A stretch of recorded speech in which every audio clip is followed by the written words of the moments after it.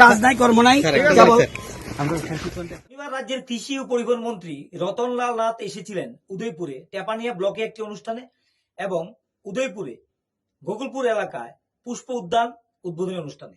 সেই অনুষ্ঠানে সংবাদ মাধ্যমের কর্মীরা প্রশ্ন করেছিল যে প্রাক্তন কৃষিমন্ত্রী প্রণয় সিংহ রায়, যার উদ্যোগে সেই সময় এই পুষ্প উদ্যানের ভাবনাটা শুরু হয়েছিল এবং তিনি আরকিপুর কেন্দ্রের বিধায়ক, যদিও রতনলাল নাথ তিনি যে অনুষ্ঠানটি করেছিলেন পুষ্প উদ্যান সেটি ছিল বাগমা বিধানসভা কেন্দ্রে।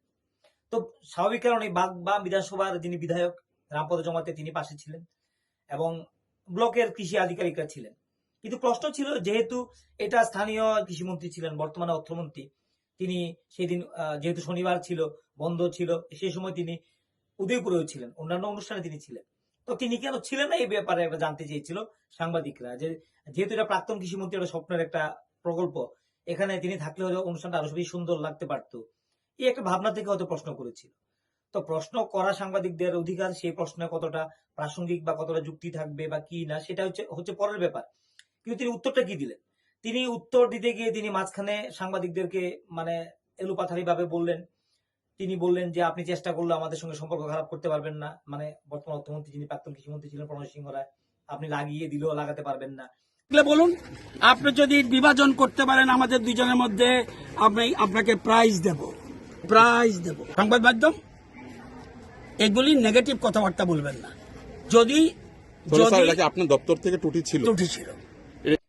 তো শেষ পর্যন্ত তিনি অনেক কথা বললেন, সাংবাদিকদের সঙ্গে ভালো সম্পর্ক, অনেক কথা তিনি বললেন।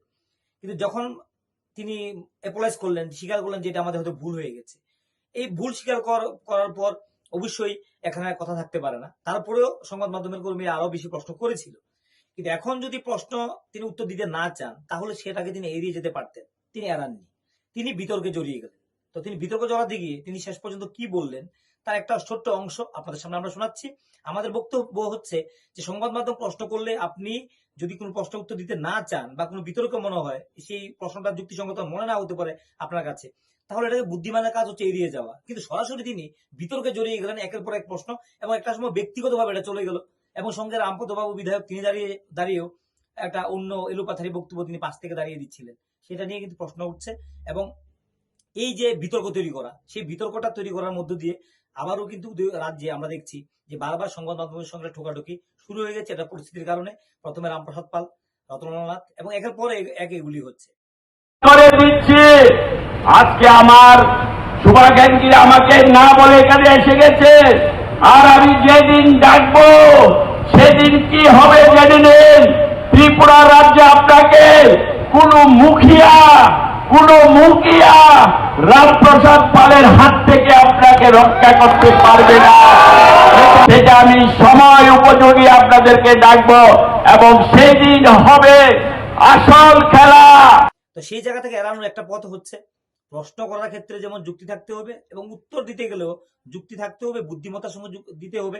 এখন যদি রাজ্যের মন্ত্রীরা সেটা না পারেন, বিধায়করা অবশ্যই তারা শিক্ষিত অংশের মানুষ, তারা দীর্ঘদিন রাজনীতি করেছেন, সেই জায়গাটা কিভাবে ম্যানেজ করতে হয় তাদেরকে এটা বোঝা উচিত। এখন তারা যদি এটা না পারেন, তাহলে ব্যর্থতা কার? প্রশ্ন আমরা রাখলাম আপনাদের কাছে। আমরা শোনাচ্ছি তিনি কি বলতে চেয়েছেন, কি বললেন। আর মন্ত্রী আজকের দিনে কেন আর হতে পারে। আর আরেকটা কথা বলে দিই, অনেকে ইচ্ছাকৃত ভাবে না, অনিচ্ছাকৃত। এটা তো তার দীর্ঘদিন ধরে তো ছিল। শুনুন, আপনি একটা বিতর্কে যাবেন না, কোনো জিনিসে ইতিবাচক প্রশ্ন করবেন। আমাদের অর্থমন্ত্রী, প্লিজ, অর্থমন্ত্রী অত্যন্ত ব্যস্ত মানুষ, কিন্তু মনে রাখবেন আপনি যে টেকনিক্যাল প্রশ্ন উঠছেন, জেলা পরিষদ সভাধিপতি আমাদের অভিজিৎ বাবু নিমন্ত্রিত, আমার জিতেন বাবু নিমন্ত্রিত, সবাই নিমন্ত্রিত, অর্থমন্ত্রী নিজে ব্যস্ত।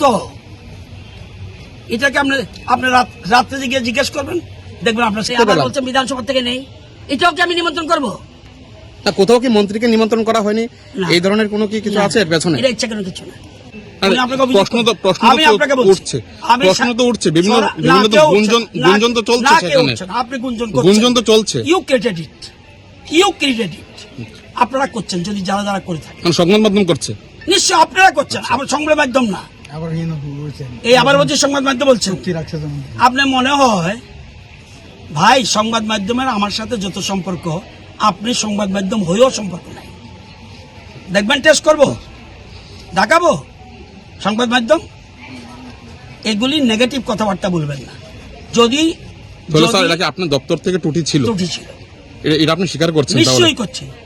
আমি বলছি তো, সাংবাদিকতা জানেন না না ঠিক, আপনি যেটা করবেন তাহলে এটা সত্যি হবে আপনার। সাংবাদিকতা জানেন? ঠিক আছে আপনি স্যার, আপনি কি জানলাম আমি যে স্যার করেছেন? তর্কে যাইতাম না স্যার, জানলাম- আমি তর্কে যাইতাম না স্যার, এই ব্যাপারে আমি কোনো হেডকে সার্চিনে টিএনএন মিডিয়ার হেডকে সার্চিনে টিএনএন কে? আমি আনার নাম কইতাম না স্যার, আপনি খবর লিয়া দেখেন। এটা কইতে দরকার না না স্যার, আমি কেন? এটা না দরকার স্যার, না? আমি কইতাম না একবার স্যার। আমি তো আমার নাম রতননাথ বলছি, আপনি বলতে পারেন না? আমাদের মিডিয়া আপনি হাউসে head কে? না স্যার, আমি এই কথা কইতাম। আপনি Head আমি নেই? কইছি সার্চিন আরে টিএনএন, হেড আপনি নেই, খবর নিয়ে দেখেন। হেড আছে কিনা? একদম স্যার, আপনি কে খবর নিয়ে এসে? দেখেন, আপনি দেখেন আমার স্যার, তো দরকার আমি নেই। এই আপনি কইতাম না। ঠিক আছে, আপনি কথা বলেন।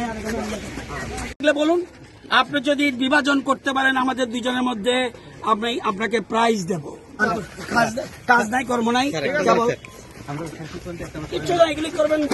মানুষ পরে প্রোগ্রাম করবে আপনাদের। কেন এসব করছেন? কেন এসব করছেন? আর কোনো কাজ নাই, একটা মোবাইল ধরলে মনে করে সবকিছু পায়। স্যার আপনি যদি আমরা কিচ্ছু প্রশ্ন না। আঘাত করেন তো 100 বার, আমি আমি মনে